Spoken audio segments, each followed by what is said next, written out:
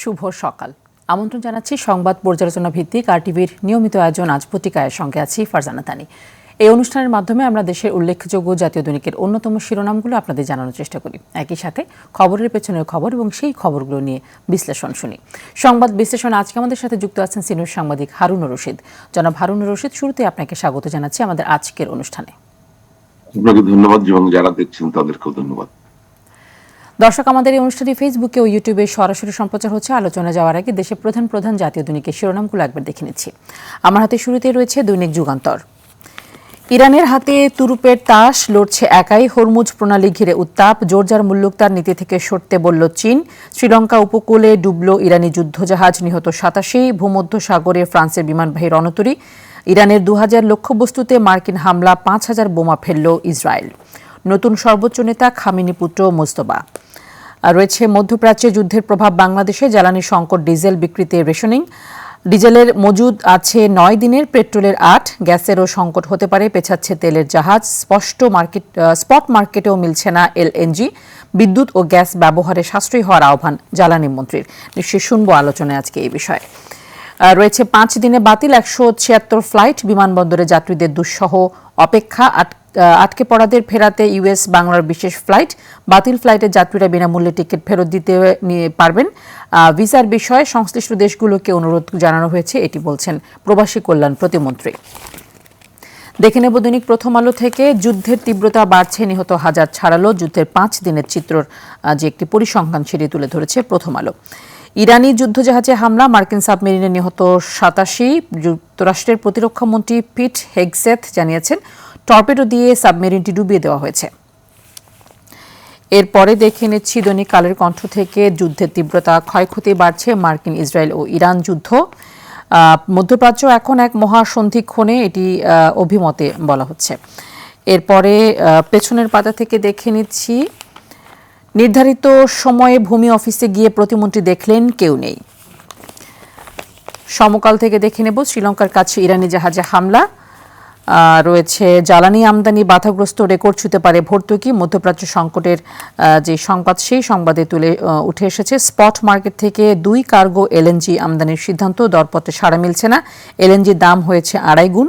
Gas rationing শুরু, কমবে বিদ্যুৎ ও সার উৎপাদন। এরপর আমার দেশ থেকে দেখে নিচ্ছি অনন্তকাল যুদ্ধ চালিয়ে যাওয়ার হুমকি ট্রাম্পের। শ্রীলঙ্কা উপকূলে মার্কিন হামলায় ইরানি যুদ্ধজাহাজ ডুবে, নিহত 87। দীর্ঘ যুদ্ধের জন্য প্রস্তুত ইরান। খামেনির উপদেষ্টা বলছেন এটি। ইরানের এখনও উল্লেখযোগ্য ক্ষেপণাস্ত্র রয়েছে, ইসরায়েল জানিয়েছে। ইরানে 2000 লক্ষ্যবস্তুতে হামলা চালিয়েছে যুক্তরাষ্ট্র। আমার দেশের পেছনের পাতায় রয়েছে জামিনে বেরিয়ে জুলাই যোদ্ধাদের হুমকি দিচ্ছেন আওয়ামী লীগ নেতারা। নিরাপত্তাহীনতায় ভুগছে শহীদ পরিবার, পুলিশের বিরুদ্ধে নিষ্ক্রিয়তার অভিযোগ। বণিক বার্তা বলছে দেশের 56% গ্যাসই উত্তোলন করে মার্কিন কোম্পানি। গ্যাস সংকট মোকাবেলায় যুক্তরাষ্ট্রের শরণাপন্ন বাংলাদেশ। গ্যাস সরবরাহের একটি চিত্র তুলে ধরা হয়েছে এই সংবাদে। সবশেষ রয়েছে the Daily Star, war spread beyond Middle East. রয়েছে ফোকাস অন এনার্জি সিকিউরিটি।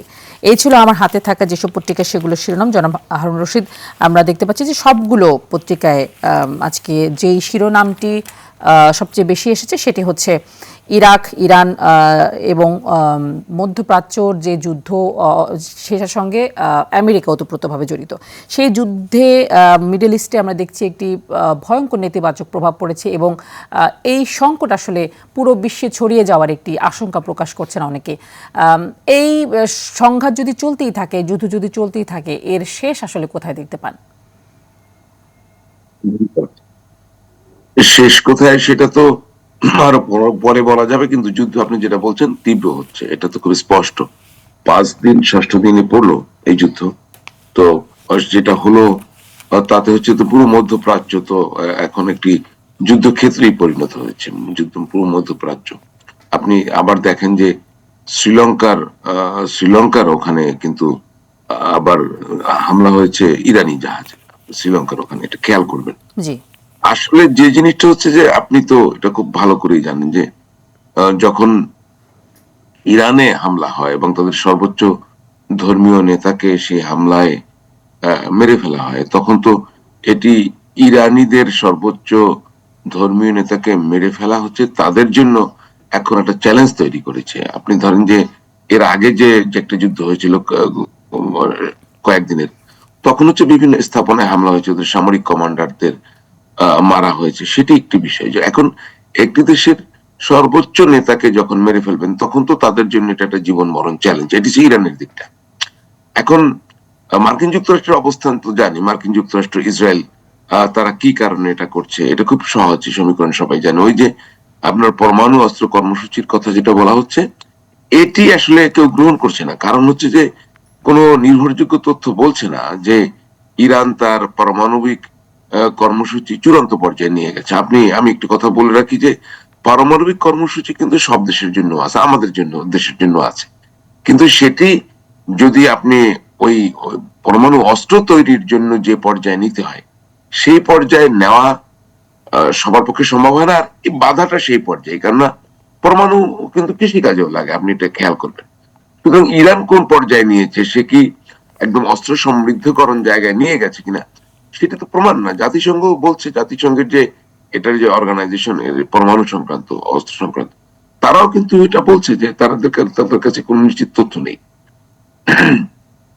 তো আমি মনে করি এটা অজুহাতে হামলা হয়েছে। এখন তো ইরান স্বাভাবিকভাবে কি করবে, তার অস্তিত্ব টিকিয়ে রাখায় মার্কিন স্বার্থে আঘাত হবে। এখন মধ্যপ্রাচ্যের দেশগুলোতে আপনি জানেন সেখানে কিন্তু মার্কিন ঘাঁটি রয়েছে, বিভিন্ন দেশ, সবখানে সব দেশ। তো খুব সাধারণ, মানে ইরান তো আর এখান থেকে মার্কিন যুক্তরাষ্ট্রে হামলা চালানো তার জন্য কস্ট এফেক্টিভ সবসময় না, বা এটা সম্ভব না অনেক সময়। সুতরাং সে কি করবে, সে তার মার্কিন স্বার্থ যেখানে আছে সেখানে হামলা করবে। ওই যুদ্ধের সাধারণ নীতি। আমি কিন্তু কোনো সুনীতি নিয়ে আপনার সঙ্গে এখন কথা বলতে আসিনি, আমি যুদ্ধের সাধারণ নীতি নিয়ে কথা বলছি। ইরানের জন্য খেয়াল করবেন, এটি মরণপণ লড়াই, বাঁচা মরার লড়াই। ইরানের জন্য এটা হচ্ছে এমন লড়াই, যে লড়াইয়ে তারা যদি টিকে থাকতে পারে তাহলে ইরানের মানুষ, ইরানের জাতীয়তাবাদ, ইরানি জাতি টিকে থাকতে পারবে। সুতরাং সে তো মরণপণ লড়াই দেবেই, তার যত আছে, তার যা আছে, যে অবস্থায় আছে। ইরানের কতটা আছে কতটা বলা সেটা পরের ব্যাপার। এবং অনন্তকাল যুদ্ধ চালিয়ে যাওয়ার ঘোষণা কিন্তু ট্রাম্প ইতিমধ্যে দিয়েছেন। ট্রাম্প দিয়েছে। এবং ধরেন যে মার্কিন যুক্তরাষ্ট্রের সামরিক শক্তি তো অবিশ্বাস্য রকমের, এটা ঠিক। এখন ধরেন অনন্তকাল যুদ্ধ চালিয়ে যাওয়ার সক্ষমতা কার আছে কার নাই সেটা তো পরের ব্যাপার, কিন্তু এই যে অনন্তকাল যুদ্ধ চালিয়ে যাওয়ার হুমকি, এটি হচ্ছে এখন ট্রাম্পের জন্য তো চ্যালেঞ্জ হয়ে গেছে। ট্রাম্প তো মনে করছিলেন যে খুব সহজেই হয়তোবা ইরানকে ভরকে দেয়া যাবে, তাদের সর্বোচ্চ নেতাকে মেরে ফেললে হয়তোবা ইরানিরা ভয় পাবে। কিন্তু আপনি দেখেন যে ইরান কিন্তু যে কোনো আলোচনার প্রস্তাব নাকচ করেছে, কারণ এটা তো খুব ইন্টারেস্টিং যে আপনি আমাকে মারবেন আবার আমাকে আলোচনার প্রস্তাবে ডাকবেন। তো সেটা ধরেন যে যার শক্তি নাই তার জন্য হয়তো বা খুব আপনার হতে পারে, যাক মেরেছে তো কি হয়েছে, মেরেছিস এই আলোচনার প্রস্তাবে কি কি বিষয় উঠে আসার সম্ভাবনা আছে বা কি ভাবছে যুক্তরাষ্ট্র? আচ্ছা, যুক্তরাষ্ট্রের আলোচনার প্রস্তাবে কি কি থাকবে, সেখানে ওই একই তো কথা, নিরস্ত্রীকরণ, মানে পরমাণু অস্ত্র নিরস্ত্রীকরণ কর্মসূচি, অথবা আরো কিছু নতুন জিনিস যুক্ত করতে পারে। সেখানে আপনার বিভিন্ন জায়গায় আপনার উগ্রবাদীদের সমর্থন দেওয়া বা তাদেরকে এই জায়গাগুলো, কিন্তু এইগুলো তো অজুহাত, আমি আপনাকে বলি। অথবা ওইগুলো পরিদর্শনের প্রশ্ন উঠতে পারে, কিন্তু আপনার সেটি তো পরের কথা। ইরানের পক্ষ থেকে আলোচনার তো শর্ত থাকবে না। আপনি এটা কি যা যুক্তরাষ্ট্র চাইবে সেই শর্তে কি ইরান রাজি হবে? ইরানের বিষয় কি, ইরানের কিন্তু আপনার ইতিহাস বলে তারা কিন্তু পদোন্নত হয় না। আপনি এটা কিন্তু সহজ বিষয় না। অস্ত্রের ক্ষমতা আপনার সেটাও হতে পারে। আপনার এর আগে আমরা দেখলাম যে আরেকটি দেশের প্রেসিডেন্টকে তুলে নিয়ে গেছে আপনার কয়েকদিন আগে, ভেনিজুয়েলার। তো সেটি একটি প্রক্রিয়া হতে পারে। মানে আমাদের কাছে মনে হয় যে মার্কিন যুক্তরাষ্ট্র চাইলে যে কাউকে তুলে নিয়ে যেতে পারে। এবং ইরানের রেজিম পরিবর্তন করার যে চেষ্টা ছিল সেই চেষ্টাও তো অনেকাংশে ব্যর্থ বলেই মনে হচ্ছে, কারণ আমরা দেখছি যে ইরানের সবাই এখন এক হয়ে গেছে। এইটা অবশ্য বলা কঠিন, এইটা বলা কঠিন আপনার যে কোথায় কি করবে বা রেজিম কতটা চেঞ্জ হবে কি হবে না, এটা বলার সময় এখনো আসেনি। এমনিতে যে ইরানের যে সর্বোচ্চ ধর্মীয় নেতাকে মেরে ফেলা হলো, তিনি কিন্তু আপনার প্রথম আমাদের যে একদম ইরানের যে শুরুর দিকে ইরানের বিপ্লবের পরে যে ধর্মীয় নেতা আয়াতুল্লাহ রুহুল্লাহ খামেনি, তার চেয়ে এই যে এখনকার যে ধর্মীয় নেতা যাকে মেরে ফেললো, ইনি কিন্তু অনেকটা লিবারেল ছিলেন, it was better to handle for America. কিন্তু আমেরিকা তো সেরকম চায় না, সে তো চায় আমার যেটা মনে হয় সে যা বলবে, যা ভাবে বলবে সেভাবে করতে। না, আমি কিন্তু সেটাই নেতৃত্বের জায়গাটা বলছিলাম। তো এখন চেঞ্জ হয়েছে, এখন কি কোনো রকম পরিবর্তনের সম্ভাবনা আছে কিনা?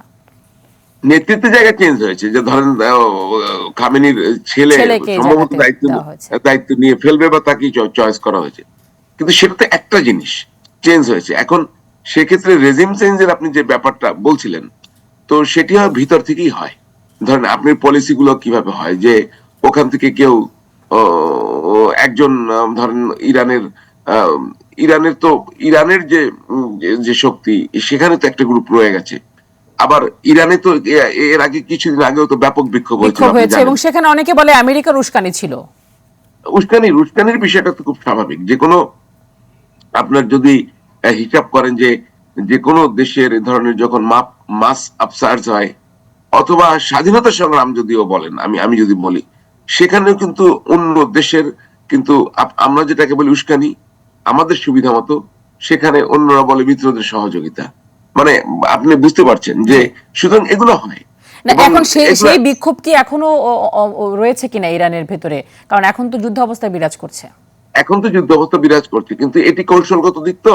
আপনার এই জিনিসটাকে সামনে নিয়ে আসা সম্ভব। মানে কেননা ইরানের দুটো জিনিস, একটা হচ্ছে যে আমাদের দেশের পার্সপেক্টিভ কি, আমাদের দেশের মানুষের অবস্থাটা বোঝার কথা হচ্ছে আমাদের। আমি একজন বাংলাদেশের সিটিজেন, তো আমার অবস্থানটা কিন্তু আপনি বাংলাদেশের বাইরে গিয়ে চিন্তা করা কঠিন। আমি কিন্তু আমার অবস্থান থেকে কথা বলি। তো আমাদের দেশের মানুষের অবস্থানটা এরকম যে ইরানে 40,000 লোক মেরে ফেললে তারপরও আমি ইরানের যে শাসন ব্যবস্থা তার পক্ষে। আমি কিন্তু মনে করি যে মার্কিন আগ্রাসনের বিরুদ্ধে আমাদের অবস্থান নিতে হবে, অন্যরা নিতে হবে। কিন্তু ইরানের ভেতরে যে প্রবলেমটা, ওইটাকে কিন্তু আমরা আবার অ্যাড্রেস করতে চাই না। আবার সেম জিনিস আমি আমাকে উদাহরণ দেই। মানে আমি আরো ক্লোজ করলে দেখবেন, আমি একটু বলি আমাদের মানসিকতার জায়গা। আমি কিন্তু ভারতে কিন্তু, যেমন ভারতে কিন্তু আমি চাই কি, সেখানে চাই আমি সেকুলারিজম, ধর্মনিরপেক্ষ অবস্থা। আর বাংলাদেশে কি চাই, বাংলাদেশে আমি চাই ইসলামী শাসনতন্ত্র। খুব ইন্টারেস্টিং ক্যারেক্টার তো আমাদের, আমি সেটাই বলছি। তেমনি ইরানে যদি 40,000 লোক মেরে ফেলে, সেইটা স্বৈরতন্ত্র বাংলাদেশের মানুষের চোখে হয় না, কিন্তু অন্য ক্ষেত্রে কিন্তু হয়। আপনি এই জিনিসকে খেয়াল করবেন, আমাদের মানুষ হিসেবে আমাদের অবস্থানগত চরিত্র, আমাদের ব্যাখ্যা, এটা কিন্তু আমার মতো করে আমি করি। সুতরাং ওই জায়গাটায় বেরিয়ে এসে যদি আমরা বুঝতে পারি, মানে ইরানের ভেতরে কিন্তু ক্ষোভ বিক্ষোভ আছে। এখন ইরানের উপরে যে হামলা হলো, সেটাই ধরেন একটা মানুষ নেয় না, মানে অনেকেই কিন্তু চায় যে আমার দেশকে আমার মতো পরিবর্তন করব। কিন্তু সেই পরিবর্তন যখন কষ্টকর হয়ে যায়, হবে না, তখন কিন্তু বাইরের শক্তি জায়গা খোঁজে। আপনার কি মনে হয় যে বাইরের শক্তি জায়গা সরাসরি কাজ করে? এর ধরেন ইরানের সর্বোচ্চ ধর্মীয় নেতাকে যে মেরে ফেলা হলো, কত নিখুঁত হামলা। এখানে ইরানের ভিতরকার আবার তথ্য রয়েছে না, দীর্ঘদিন নিশ্চয়ই। ধরে গোয়েন্দা তৎপরতা চালানো হয়েছে না, তারা ইরানের লোক জড়িত অভ্যন্তরীণ সহায়তা শক্তিগুলোকে কাজে লাগায়। কাজে লাগায়। সুতরাং এটি হচ্ছে, এটি সম্ভব হয় তখন যতক্ষণ পর্যন্ত, যত আপনি যখন একটি সরকার, একটি শাসন ব্যবস্থা স্বৈরতান্ত্রিক হয়ে যায়, অর্থাৎ জনভিত্তি যত কমতে থাকে, তত কিন্তু তাকে তাকে তার ব্যাপারে হস্তক্ষেপ করা খুব সহজ হয়। জনভিত্তি না থাকলেও, জনভিত্তি থাকলেও হয়তো একটি শক্তিশালী রাষ্ট্র আরেকটি রাষ্ট্রকে আঘাত করতে পারে, সেটি এক জিনিস। কিন্তু জনভিত্তি কিন্তু একটি সরকারের জন্য খুব দরকার। আপনি ইরানে এর আগে যে আপনার গত মাসেই তো যে হলো, আন্দোলন হলো, তো সেখানে কারো মতে 10,000, বিভিন্ন সর্বোচ্চ 40,000 মৃত্যুর ঘটনাকে আমরা রিপোর্টেড হতে দেখি। তো এই এত লোকের মৃত্যু কেন হলো? তার কি ইরান নিজেরা কি নিজেদের বিচার করবে? আপনি বাংলাদেশের কিছু লোকের আবার রিয়াকশন দেখবেন যে এটা ঠিক আছে। বাংলাদেশের লোকজন বলে 40,000 মারা ঠিক আছে, কারণ এই 40,000 মারলে এখানে ইসলামী শাসনতন্ত্র সংরক্ষিত হবে। এই হচ্ছে আমাদের মানসিকতা। মানে ইনসাইড ইরানে তো আর কোনো ডেমোক্রেটিক সিস্টেম নাই, ওখানে তো আর গণতান্ত্রিক শাসন ব্যবস্থা চলে না। ওখানে তো তাদের ভাষায় একটা ইসলামী শাসন ব্যবস্থা। তো সেই ইসলামী শাসন ব্যবস্থার বিরোধী লোকও তো আছে, তাদেরকে তো নির্মম, নিপীড়ন, নির্যাতন এগুলো চালানো হয়। আমি সেটাই বলছিলাম যে মার্কিন যুক্তরাষ্ট্রের কাজকে যেরকম আমরা আগ্রাসন বলি, তেমনি ইরানের ভেতরে যা হচ্ছে সেটি হচ্ছে স্বৈরতন্ত্র। তো সেই জায়গাগুলো সুযোগ নেয় কারা? মার্কিন যুক্তরাষ্ট্রের মতো শক্তি। মার্কিন যুক্তরাষ্ট্রের তো কাছাকাছি আর সামরিক শক্তি সম্পন্ন দেশ এই দুনিয়ায় নেই। এখন ট্রাম্প বলেছেন আজীবন যুদ্ধ চালিয়ে যাবেন, সেটা আজীবন চালাবার তো প্রয়োজন। এবং ইরানও বলেছে দীর্ঘমেয়াদী যুদ্ধ চালিয়ে যাওয়ার সক্ষমতা তাদেরও রয়েছে। হ্যাঁ, সেটা তো থাকারই কথা, কিন্তু ইরানের কত সক্ষমতা রয়েছে সেটি মার্কিন যুক্তরাষ্ট্রের তুলনায় কিছুই না। মার্কিন যুক্তরাষ্ট্রের তুলনায় সেই সক্ষমতা কিছুই না। কিন্তু ইরানের সুবিধা হচ্ছে ইরান কিন্তু খুব বড় একটি জায়গা, ওর ওর ল্যান্ড এরিয়া কিন্তু অনেক বড়, অনেক বড়। সেখানে সুতরাং ইরানের লোকজনের এক জায়গা থেকে আরেক জায়গায় রিপ্লেসমেন্ট আরো অনেক কিছু সম্ভব। তার পক্ষে যুদ্ধ অনেকদিন চালিয়ে যাওয়া সম্ভব যদি সে চালিয়ে যেতে চায়। কিন্তু সেটি চালিয়ে গেলে ধরেন তার জন্য কতটা লাভবান হবে সেটি তারা নিশ্চয়ই অ্যাসেস করবে। এখন ধরেন ইরান তো মার্কিন আগ্রাসন বা মার্কিন যে হামলা অথবা ধরেন অন্যান্য প্রতিকূলতা, ইরান তো দীর্ঘদিন ধরে ইরানের উপর স্যাংশন আছে, এগুলো কাটিয়ে কিন্তু সে ঠিক আছে, এটা তো ঠিক, তার নিজস্ব একটি ক্ষমতা শক্তি আছে। কিন্তু আপনি খেয়াল করবেন যে ইরান টিকবে কোত্থেকে? আপনি মধ্যপ্রাচ্যে কিন্তু ইরানের কোনো বন্ধু নেই, আপনার খেয়াল করতে হবে। পুরো মধ্যপ্রাচ্যে ইরান বন্ধুই। আচ্ছা, চায়না কথা বলবে। চায়না এমন একটা দেশ, চায়না কেন বিশ্ব নেতৃত্বে আসবে না আমি আপনাকে বলি। চায়না হচ্ছে মুখে বলে কিন্তু কোন দেশকে সে ওই অর্থে সহায়তা করে। আপনি শুনছেন নাকি চায়না অমুক দেশকে অমুক ভাবে সহায়তা করে, এইড দিয়ে তার পাশে আছে? চায়না হচ্ছে পিঠ চাপড়ানো একটি দেশ, আর কোনো হেল্প আপনাকে করবে না। চায়না করতে পারে ব্যবসা, আপনার কাছ থেকে ব্যবসা নেবে। আসেন, রাশিয়ার কি কোনো সক্ষমতা আছে নাকি কোনো দেশকে হেল্প করার? সে তো নিজেই এক ইউক্রেনে হামলা চালিয়ে নিজের অবস্থায় এখন তো লেজে গোবরে, সে তো পারছে না। ইনফ্যাক্ট আমাদের মনে হচ্ছিল যে ইউক্রেন দখল টখল অল্পতেই করে নেবে, সেরকমই মনে হচ্ছিল যুদ্ধ অবস্থা দেখে। কিন্তু রাশিয়া ওই এক ইউক্রেন সামলাতে পারে না। আমি আপনাকে বলি যে আমেরিকার সাথে কাছাকাছি কোন দেশ এখন আর দুনিয়া নেই। আমি আপনাকে বলি, আগে তো যে ব্যালেন্স অফ পাওয়ার ছিল, আমেরিকা ধরেন তারপরে মার্কিন যুক্তরাষ্ট্র ব্যালেন্স অফ পাওয়ার ছিল, এটা কাছাকাছি। মানে এটা কিন্তু 90 আর 100 না। আমেরিকার অবস্থান যদি 100 হয় আর বাকিগুলোর অবস্থান শুরু হবে 30 থেকে। মানে আমরা যে কোথাও ইমব্যালেন্সড ওয়ার্ল্ডে চলে গেছি, ইউ ক্যান ইমাজিন। আর ইউরোপের দেশগুলো আপনার মুখে দু একটা হয়তো বা বলবে, কিন্তু কেউই আপনার শেষ পর্যন্ত আর ইরানকে বন্ধুহীন ইরানের কোনো বন্ধু নেই, এই জিনিসটা মাথায় রাখতে হবে। এবং এখন আমরা দেখছি যে এই হামলা পাল্টা হামলার ফলে মধ্যপ্রাচ্যের 11টি দেশও আবার হামলা চালিয়েছে ইরান। এর ফলে তো মধ্যপ্রাচ্যের অন্য দেশও ক্ষতিগ্রস্ত হচ্ছে। আমি সেটাই বলছি যে ইরানের টার্গেট হচ্ছে যেখানে মার্কিন স্বার্থ আছে সেখানে হামলাগুলো করা, যেখানে মার্কিন ঘাঁটি আছে সেখানে হামলাগুলো করা। এবং এটা এটা এটা ইরান যেটা মনে করে, আমি পার্সোনালি মনে করি, আমি তো সমরবিদ না আর সাধারণ একজন সাংবাদিক। ইরান মনে করে এই জায়গাগুলো যদি হামলা চালায়, ধরেন কাতার, সৌদি আরব, এই জায়গা মানে এই দেশগুলোতে, তাহলে তারাই হয়তো মার্কিন যুক্তরাষ্ট্রকে প্রেসার করবে যে তোমরা কেন, দেয়ার ফ্রেন্ডস অফ মার্কিন যুক্তরাষ্ট্র, যে তোমরা এটাকে বন্ধ করো, এটা আলোচনার মাধ্যমে যাও। আপনি জানেন যে কাতার হচ্ছে বিশ্বে নেগোসিয়েটর, খুব বড় মাপের নেগোসিয়েটর। সে বিভিন্ন যুদ্ধের ক্ষেত্রে, আঞ্চলিক যুদ্ধের ক্ষেত্রে বড় নেগোসিয়েটর, মধ্যস্থতা করে। তো সেই কাতার আক্রান্ত ধরেন। তো এখন তারা হয়তো বা কেন, এরা তো ফ্রেন্ড যুক্তরাষ্ট্রের, যুক্তরাষ্ট্রকে তারা বলবে যে যুক্তরাষ্ট্র রক্ষা করতে পারছে না। তো আপনি দুইটা জিনিস দেখবেন যে ইরানের হামলায় কে ক্ষতিগ্রস্ত হচ্ছে? মার্কিন যুক্তরাষ্ট্র ক্ষতিগ্রস্ত হচ্ছে? নো, তার মিত্ররা ক্ষতিগ্রস্ত হচ্ছে। হামলাগুলো হচ্ছে মার্কিন ঘাঁটিতে। আপনি যদি হিসাব করেন যে এখন পর্যন্ত তো মার্কিন সেনা 6 জন নিহত হয়েছে, তাই তো? 6 জন নিহত। ইরানে 1045, লেবাননে 72, ইসরায়েলে 11। তো মার্কিন যুক্তরাষ্ট্রের ডাইরেক্ট ক্ষতি তো কম ওই অর্থে। তার বোমা টোমা ধরেন, তার অস্ত্র শস্ত্র, কিন্তু মিত্র হিসেবে ইসরায়েলকে যতটা সাপোর্ট দেওয়ার কথা সেরকম দিচ্ছে, কিন্তু সেই সাপোর্টটা তো অন্যান্য মিত্রদেরকে দিচ্ছে না। না, সেখানে তো অন্যান্য মিত্রদের দিচ্ছে না, খুব স্বাভাবিক। তো অন্যান্য মিত্ররা না পেলেও তাই বলে কিন্তু অন্যান্য মিত্ররা তো মার্কিন যুক্তরাষ্ট্র বিরোধী হয়ে যাবে না, খুব স্বাভাবিক। এখানে দীর্ঘকালের মধ্যপ্রাচ্যের পলিটিক্স যদি আপনি ধরেন তাহলে দেখবেন, তো সুতরাং তারা প্রেশার ক্রিয়েট করবে। এই পলিসিটা এখানেই ইরানের, যে আমি যদি এই জায়গাগুলো আঘাত করি, তারাই এই যুদ্ধ বন্ধের জন্য এদেরকে বলবে আপনার মার্কিন যুক্তরাষ্ট্রকে।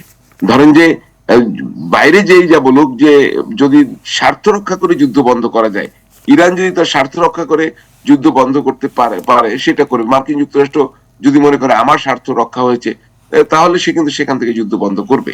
এই জায়গাগুলো কিন্তু রয়েছে। কিন্তু মার্কিন যুক্তরাষ্ট্রের যে অবস্থান, আমি বলি যে এখানে মানে সেই ইসরায়েল তো আছেই তার মতো করে, এবং অন্যান্য দেশগুলো কিন্তু ওই অর্থে কাউন্টার দিচ্ছে না, বা দেয়ার সেই রকম দেয়ার প্রয়োজনও নাই। কারণ এখানে তো যুদ্ধ হয়তো আকাশপথে, আপনি তো জানেন সেগুলা। এখানে মানে যেটা ক্ষেপণাস্ত্র, তার কাউন্টার ক্ষেপণাস্ত্র গুলো ওয়ার্ক করে।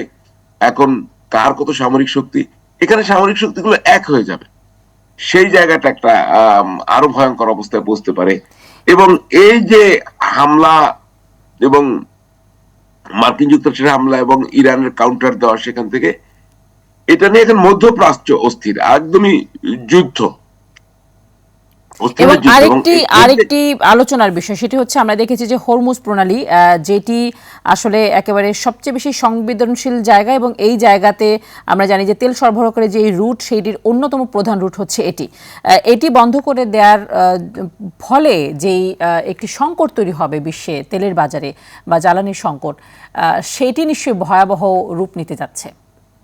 সেটা হচ্ছে যে আপনার 20% মতো ওয়ার্ল্ডের তেল এই পথ থেকে আপনার রপ্তানি হয়, বা আপনার এখানে চলাচল করে। সেটা এখন বিশেষ করে সৌদি আরব ধরেন, তারা যে তেল উৎপাদনকারী, সৌদি আরব এবং আবার একই সঙ্গে আরব আমিরাত, আপনি এই জায়গাগুলো ধরেন, তার রুট এটা। মানে তেল যে বিশ্বের অন্যান্য দেশ উৎপাদন করে না তা না, কিন্তু আপনি সেই তেল আনা কঠিন। মার্কিন যুক্তরাষ্ট্র বড় মানে তেল উৎপাদনকারী দেশ, সেই তেল তো আপনার কাছে বিক্রি করবে না। ইরানের কিন্তু তেল আছে, আপনি খেয়াল করেন, কিন্তু রাশিয়ার কিন্তু আপনার জ্বালানি তেল আছে। রাশিয়ার তেল তো আপনি আনতে পারবেন না, আপনি চুক্তি করে বসে আছেন। এখন এটা হচ্ছে ইজিয়েস্ট রুট, এই রুটে আসে। এবং আমরা কিন্তু আমি সারা দুনিয়ায় তো ক্রাইসিস সৃষ্টি হবেই, এবং তারা কিভাবে সামাল দেবে, তাদের ব্যবস্থাপনা কিরকম হবে, আমাদের বিবেচনা আমরা কিন্তু সৌদি আরব থেকে তেল আনি, এবং আপনার সেখানকার যে তেল শোধনাগার বা উৎপাদনকারী, সেই প্রতিষ্ঠান কিন্তু অলরেডি হামলার মুখে এবং বন্ধ হয়ে গেছে। এখন আমাদের কি হবে সেটা ভাবেন, ইয়ানসি আপনার অন্যরা কিভাবে ম্যানেজ করবে সেই প্রসঙ্গে আসবো নিশ্চয়ই। মানে যেটি বলা হচ্ছে যে ডিজেলের মজুদ আছে 9 দিনের, পেট্রোলের 8 দিনের, এবং গ্যাসের সংকট হতে পারে, যেটি বলা হচ্ছে যে এর ফলে আসলে বড় ধরনের সংকটে পড়তে যাচ্ছে দেশ। আপনার আপনার এলএনজি পুরোটাই আনি আমরা কাতার থেকে। আপনি গ্যাসের সংকটের কথা বলছিলেন, যে কাতার তো আক্রান্ত, তো আপনি কোত্থেকে কি হবে এটা এখন ভাবা কঠিন। এখন আপনি বলছিলেন যে ডিজেল পেট্রোলের মজুদ কতদিন বলছিলেন? 15 দিন।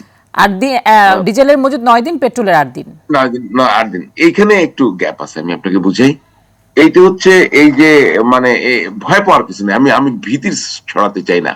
এই যে 8-9 দিন 10 দিন, এইটা আসলে প্রকৃতপক্ষের চেয়ে বেশি আছে। কিভাবে আমি বলি, এইটা হচ্ছে শোধিত তেলের, আমরা তো ক্রুড অয়েল আনি, আপনার অপরিশোধিত তেল আনি।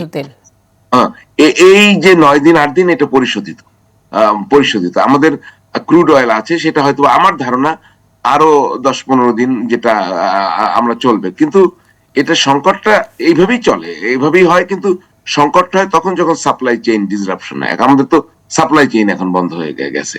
তো সাপ্লাই চেইন এখন, আমি সব মিলিয়ে আপনার আমার যদি পরিশোধিত তেল থাকে 15 দিনের, আমার যদি ক্রুড অয়েল থাকে আরো 10 দিনের বা 20 দিন, তো 1 মাসের তো থাকে।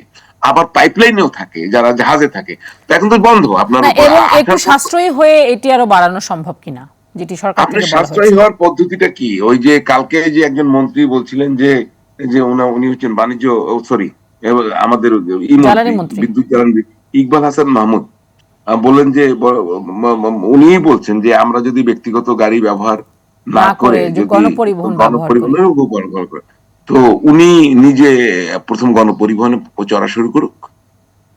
মানে এটা বলা খুব সহজ, যে সাশ্রয়টা কে করবে? সাশ্রয় আসলে কিছু হয় না, রেশনিং হয় শেষ পর্যন্ত।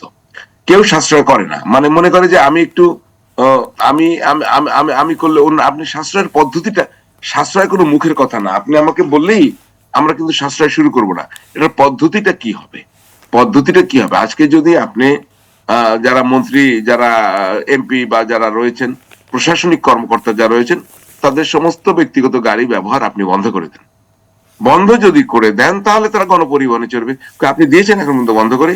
বা ওই মন্ত্রী মহোদয় নিজে কি না, এবং বাংলাদেশের গণপরিবহনের যে অবস্থা, তাতে করে আসলে সবার পক্ষে সেই গণপরিবহন ব্যবহার করাও নিশ্চয়ই খুব সহজ কিছু নয়। না না, খুব সহজ না, গণপরিবহন ব্যবহার করা তো খুবই কঠিন। না না, যারা সাইকেল টাইকেল হয়তো চালাবে সেটা অন্য জিনিস, আমি জানি না কি করবে। অথবা পায়ে হেঁটে ঢাকা শহরের 5 কিলোমিটার দূরত্ব তো যাওয়াই যায়, মানুষ পায়ে হেঁটেও চলবে, সেটা অন্য জিনিস। কিন্তু সেটি এভাবে হয় না, সেটি এভাবে হয় না যেভাবে বলে না। যেমন অতীতে আমরা শুনেছি যে এরকম টুকটাক কথা বলা হয়, এগুলো আসলে সমাধান না। সমাধান হচ্ছে যে আপনি এখনই বিকল্প পথে আগে একটা যে হরমুজ প্রণালী তো বন্ধ হলো, সেটা বন্ধ হওয়ার কারণে পরিবহনটা সংকটে পড়লো। কিন্তু এখন তো সৌদি আরবের তো তেল উৎপাদনই তো প্রবলেমের মুখে পড়ছে। আপনি যেখান থেকে জ্বালানি তেল আনেন, সৌদি আরব সহ একটা মধ্যপ্রাচ্যের বিভিন্ন দেশ যেখানে তেল উৎপাদন হয়। একটা যে আপনার হচ্ছে পরিবহন সমস্যা, তাহলে বিকল্প পথ হরমুজ প্রণালী ছাড়া এটা বিকল্প পথে আনলে 3-4 গুণ বেশি সময় লাগবে, দাম বেড়ে যাবে, সেটা অন্য জিনিস। একটা যে টাইম, একটা হচ্ছে আপনার কিন্তু সেই প্রাইস। পরিকল্পনা বাংলাদেশের আছে কিনা, বা সেটি না আছে সেই কিনা? পরিকল্পনা খুব খুব দ্রুতই তো করা সম্ভব না। এটা তো ধরেন আমাদের সেই রকম থাকে না, আমাদের সেই রকম লং রানের পরিকল্পনা থাকে না, অথবা আমাদের বিকল্প ব্যবস্থাপনা থাকে না, তো সেটা থাকে না। এখন আমাকে আর কে জ্বালানি তেল দিতে পারে? সারা দুনিয়ায় তো সংকট হবে, সংকট তো এক জায়গায় না। বিষয়টা ইউক্রেন যুদ্ধ যখন শুরু হয়, ইউক্রেন আমাদের এখান থেকে কত এসে দেখেন দেখেন, ইউরোপের একটা দেশ, তখন আমরা কি পরিমাণ এফেক্টেড হয়েছি বাংলাদেশ। এখন তো মধ্যপ্রাচ্য তো আমাদের ঘরের কাছে, ইনফ্যাক্ট মধ্যপ্রাচ্য তো আমাদের ঘরের কাছে, এবং আমরা নানাভাবে এখানে এদের সাথে আমাদের রেল লেনদেন, আমাদের রিলেশন। সুতরাং আপনি শুধুমাত্র এই যে আমরা জ্বালানি তেলের সংকট, কতগুলো সংকট তৈরি করবে আপনি জানেন নাকি? মানে এরপরই হচ্ছে আপনার আপনার জ্বালানি তেলের সংকট। আপনি যখন জ্বালানি তেল থাকবে না, তখন পণ্য পরিবহনের না, সংকট এবং হবে, অর্থনীতিতে একটি গভীর সংকটের আশঙ্কা করা হচ্ছে। গভীর সংকট, আমাদের কমোডিটি প্রাইস বেড়ে যাবে। মানে আমি বেশি বেশি সংকটের কথা না বলে বরং আমরা বলতে চাই যে দ্রুত যদি এই যুদ্ধটা শেষ হয়ে যায় অথবা থামে, না, কিন্তু সেই তাহলে সংকটটা মোকাবেলার যেই পরিকল্পনা, সেটি বা সেই ব্যবস্থাপনার কথা আপনি বলছিলেন, বিকল্প এখন পর্যন্ত ব্যবস্থাপনা। আমার কাছে খুব স্পষ্ট মনে হয় না। এখানে কালকের যে আলোচনা, তাতে আসলে আমার কাছে খুব মনে হয় না আশাব্যঞ্জক কিছু দেখছেন না। তা না। এখন তো বিদ্যুৎ সংকট, আপনার এর সাথে বিদ্যুতের সংকট, জ্বালানি তেল, অনেকগুলো সংকট সামনে আছে। একমাত্রই আমি আপনাকে মনে করি যুদ্ধে পৃথিবীর প্রত্যেকটা দেশই ক্ষতিগ্রস্ত হয়। যুদ্ধ কিন্তু এটা এমন না যে আপনার দেবালয়ে আগুন লাগলে নগর রক্ষা পাবে, বা নগরে আগুন লাগলে দেবালয় রক্ষা পাবে, বিষয়টা সারা দুনিয়ায় ক্ষতিগ্রস্ত হয় কম বেশি। কিন্তু যুদ্ধের আবার ব্যবসা আছে, না, আপনি তো এবং জানেন। এবং আরেকটি বিষয় হচ্ছে, যেহেতু সামনে ঈদ আর 14-15 দিন পরে ঈদ, সেই আমরা তো দেখি বাংলাদেশে ঈদের সময় একটা বড় ধরনের সংকট, সিন্ডিকেট অনেক কিছুই কাজ করে, সাধারণ মানুষের নাভিশ্বাস উঠে যায় তখন। তার উপরে এটি কি আসলে মরার উপরে খাড়ার ঘা হয়ে আসছে কিনা? সেটা তো অবশ্যই, সেটা প্রশ্ন না করলেও চলে। এটা যে কি, আমি আপনাকে বলি, যদি এই যুদ্ধ কন্টিনিউ করে, কি পরিমাণ যে সংকট, শুধুমাত্র বাংলাদেশ না, বাংলাদেশের জন্য সংকট না, বাংলাদেশ শুধুমাত্র, আরো অনেক দেশ সংকট পড়বে। কিন্তু বাংলাদেশ হচ্ছে, আমরা তো ওই রকম দেশ না যে এখন আমরা সবচেয়ে ভালনারেবল। যেমন আমাদের পাশের দেশের সক্ষমতা অনেক বেশি, যেমন ইন্ডিয়া, সে কিন্তু আপনার অনেক বিষয় থেকে ম্যানেজ করতে পারবে, তার জন্য কঠিন হবে না কিছু। কিন্তু আমরা ম্যানেজ করতে পারবো না, খুব কঠিন হয়ে পড়বে। আর আমাদের মতো দেশের সোর্স কিন্তু লিমিটেড, আমরা কিন্তু মাল্টিপারপাস সোর্স নিয়ে কখনো চিন্তা করি না, আমাদের মতো করে এগোই। আবার ধরেন মার্কিন যুক্তরাষ্ট্রের সঙ্গে যে চুক্তি আমরা করে বসে আছি, গতকালকে তো পররাষ্ট্রমন্ত্রী বললেন যে এটা করার সময়, অন্তর্বর্তীকালীন সরকারের সময় করার সময় জামায়াত বিএনপি দুই দলেরই সমর্থন ছিল। তো তাই তো বলি যে তারা কিছু বলে না কেন? তো এই ধরনের একটা চুক্তি, যেটা দেখে সিপিডি হতভম্ব হয়ে গেছে, যে চুক্তি আমার মতো সাধারণ মানুষ না বুঝলেও যেটুক বুঝি, যে চুক্তির মাধ্যমে আমার দেশের পররাষ্ট্রনীতিও সে কন্ট্রোল করতে পারবে, সেটা নিয়ে একটা না, নির্বাচিত এবং সরকার এখন এবং বলা তো হচ্ছে যে এটি একটি গোপন চুক্তি, যেটি আসলে অনেকে জানেন না এই চুক্তির মধ্যে কি রয়েছে। কিছু তো জানা গেছে, এবং এখন তো প্রকাশ পাচ্ছে, এবং এই সরকার তো জানে, নতুন সরকার। এবং সুতরাং এই সরকার এই চুক্তির বিরুদ্ধে কিছু বলবে না। আপনার হয় কি, ক্ষমতার বাইরে থাকলে অনেক কথা বলবে না। এবং এই চুক্তি যে আমাদের কোথায় নিয়ে যাবে আমি জানি না, এর পরিণতি কোথায় হবে। এবং বলা হচ্ছে যে বাংলাদেশের সার্বভৌমত্ব সংকটের মুখে পড়তে পারে এই চুক্তির ফলে। অবশ্যই অবশ্যই, আপনি তো অন্য দেশের সাথে কিভাবে আপনি সম্পর্ক নির্ধারণ করবেন তা এই চুক্তিতে বলে দেওয়া আছে। আপনি অমুক দেশ থেকে অমুক তিনি আনতে পারবেন না, অমুক দেশের সাথে ব্যবসা করতে পারবেন না, অমুক দেশের সাথে বাণিজ্য করতে পারবেন না, আপনার এই সামরিক চুক্তি করতে হবে। আপনি আপনি খেয়াল করেছেন যে কালকে যে আসছেন মার্কিন যুক্তরাষ্ট্র থেকে, উনি কিন্তু টার্গেট হচ্ছে তাদের এই চুক্তি বাস্তবায়ন। আপনি আম, প্রধানমন্ত্রী নির্বাচিত হওয়ার পরে তারেক রহমানকে যে অভিনন্দন জানিয়েছেন ট্রাম্প, সেখানে কিন্তু 2 লাইন পরে সে বলছে এখন চুক্তি বাস্তবায়ন করো। ইন্টারেস্টিং কেস, তারা তো একটা মুখিয়ে আছে এই চুক্তি বাস্তবায়ন করার জন্য। এবং কালকে আমাদের পররাষ্ট্র মন্ত্রী বললেন, আমি খুব হাসি পাই, তার মতো মানে জ্ঞানী লোক এবং গ্রহণযোগ্য লোক। গ্রহণযোগ্য বলছে কি কারণে জানেন তো? 2 সরকারের আমলেই আছে। জি, উনি অন্তর্বর্তী সরকারেরও আপনার পররাষ্ট্র যাকে নিয়ে বিতর্ক তৈরি হয়েছিল হয়েছে, উনি এখন এই সরকারের আমলে আছে। আমি মনে করি জামাত সরকার গঠন করলে উনি থাকতেন।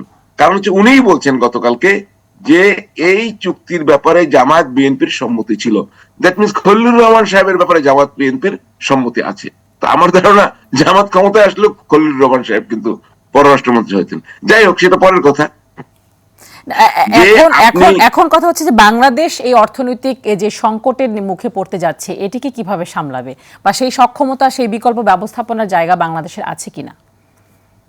সক্ষমতা বিকল্প জায়গা আমাদের তৈরি করতে হবে। সক্ষমতা বলতে কি, আমরা করোনার মতো মহামারীর সময় তো টিকেছিলাম, এটা তো ঠিক। আমরা ধরেন ইউক্রেন যুদ্ধে, রাশিয়া ইউক্রেনের যে সংকট, তখন তো সেটাও তো আমরা উতরে এসেছি, সেইগুলো খুব সংকট না। তবে সে হচ্ছে দেশের নিজস্ব সম্পদ ব্যবস্থাপনা, বিকল্প জায়গা তৈরি করা, এবং পার্শ্ববর্তী দেশের সাথে এই সময় ভালো সম্পর্ক খুব জরুরি, সেটি দেখা। এই জিনিসগুলো আমি কিন্তু এই কথাটা বললাম, অনেকের পছন্দ হবে না। এই সময় কিন্তু পাশের দেশের সাথে সুসম্পর্ক সম্পর্কটা রাখা জরুরি। খুবই জরুরি। পাশের দেশ বলতে আবার অনেকে মনে করবে যে আমি শুধু ভারতের কথা বলছি, তা না। বার্মার সাথেও, মিয়ানমারের সাথেও আমাদের সম্পর্ক, কেন আমরা তো অনেকেই জানি না, মিয়ানমারের সাথে কাছ থেকে অনেক খাদ্য পণ্য আমরা আনি। অনেক আমদানি করা যে কোনো পণ্য নিয়েই আমরা সংকটে পড়বো। এখন সাশ্রয়ী হওয়ার বিষয়টি হচ্ছে আপেক্ষিক। সাশ্রয়ী একটা জাতিকে উদ্বুদ্ধকরণ প্রক্রিয়ার মাধ্যমে করা যায়, মানে সেই সংকট সবাই স্বপ্নদিত হয়ে সাশ্রয়ী হওয়ার উদ্যোগটা নেয়। সেটি হচ্ছে গভর্নমেন্টের একটা গাইডলাইন প্রকাশ করা উচিত, আর হচ্ছে গভর্নমেন্ট থেকে এটা শুরু করা উচিত। গভর্নমেন্ট থেকে এটা শুরু করা উচিত। আপনি দেখবেন ওই যে মানে এমপিরা সরকারি গাড়ি নেবে না, অর্থাৎ ট্যাক্স ফ্রি গাড়ি নেওয়ার কথা, নেবে না, উন্মুক্ত গাড়ি নেবে না, আর কিছু নেবে না। কিন্তু এখন কিন্তু মানে নিল না আর কি, মানে কিনলো না। কিন্তু মন্ত্রীরা তো সরকারি বাসায় থাকবে, মন্ত্রীরা তো সরকারি তেল পুড়িয়ে চলবে না নাকি? আবার ওদিকে এখন উপসচিব হইলেই তো আপনার গাড়ি পায়, মানে কিনতে পারে। একটা ইন্টারেস্টিং বিষয় হচ্ছে, বিরোধী দলীয় নেতাও বলেছিলেন যে তিনি সরকারি কোনো সুযোগ সুবিধা গ্রহণ করবেন না। আমরা তো এখন দেখতে পাচ্ছি তিনি প্রোটোকল সহ সব ধরনের সরকারি সুবিধা গ্রহণ করছেন, সব সুযোগ সুবিধা নিচ্ছেন, ওনার বাড়িতে উঠছেন, উনি সবই নেবেন। এগুলো আসলে আমরা দেখতে চাই, মানে দেখতে চাই এভাবে যে তাদের এই যে সুপ্রস্তাব গুলো তারা অবশ্যই বাস্তবায়ন করবেন, সেই প্রত্যাশার জায়গাটা। জি, নিশ্চয়ই, এবং সবাই সমন্বিত ভাবে আসলে এই জায়গাটাকে, মানে আমি দেখতে চাই বলে মানে এক ধরনের চ্যালেঞ্জ ছুড়ে দেওয়ার চেয়ে আমিও এই সাশ্রয়ী প্রকল্পে থাকতে চাই। তো কিন্তু সেটা তো শুরু করতে হবে। এই জন্যই বলছিলাম যে বিদ্যুৎ ও জ্বালানি মন্ত্রী বললেন যে ব্যক্তিগত গাড়ি ব্যবহার না করে গণপরিবহনে, এবং আমি মনে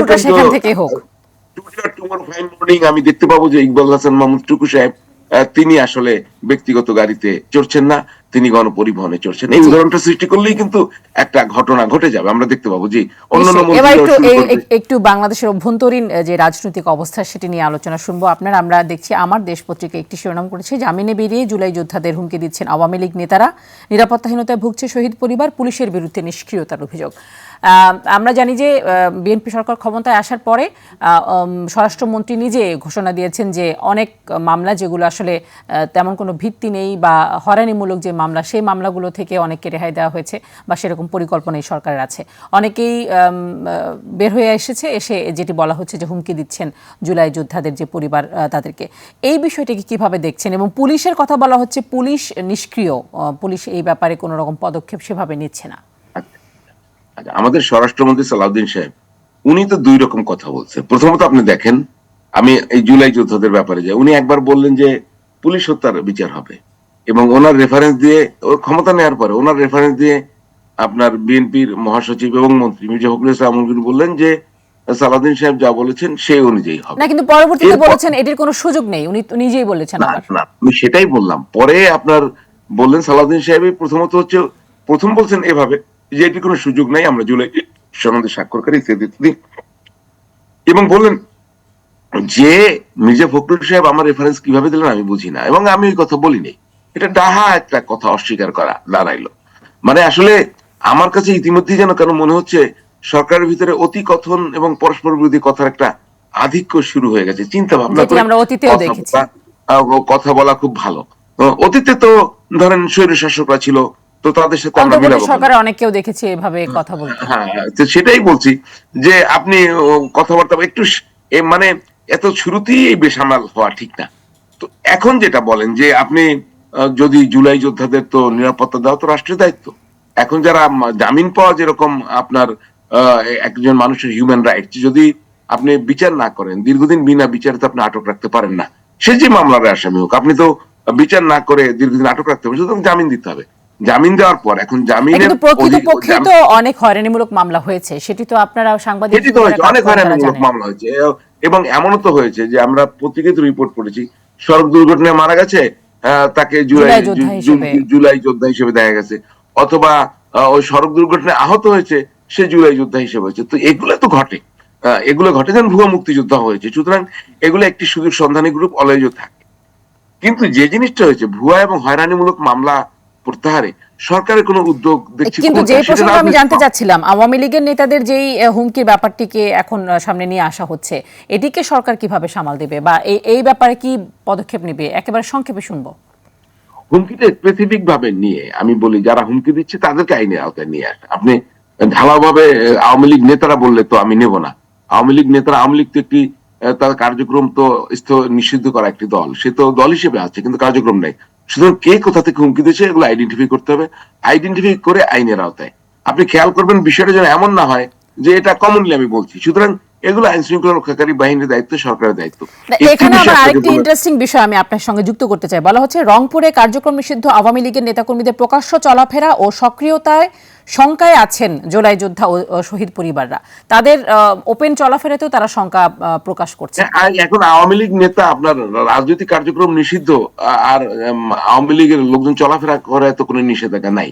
এখন যে চলাফেরা করছে, আমাদের অনুষ্ঠানের সময় একেবারে শেষ। আর কথা বলে দুইটা দলই নির্বাচনের সময় সুবিধা নিয়েছে আওয়ামী লীগের কাছ থেকে, এখন তার ফলাফল আমরা দেখতে পাচ্ছি। আপনাকে অসংখ্য ধন্যবাদ জনাব হারুন রশিদ আমাদের সাথে যুক্ত হওয়ার জন্য। আজকে সময় একেবারে নেই, পরবর্তী কোনো অনুষ্ঠানে আবার আপনার সাথে যুক্ত হয়ে আরো কিছু আলোচনা শুনবো আপনার কাছ থেকে। ভালো থাকবেন নিশ্চয়ই।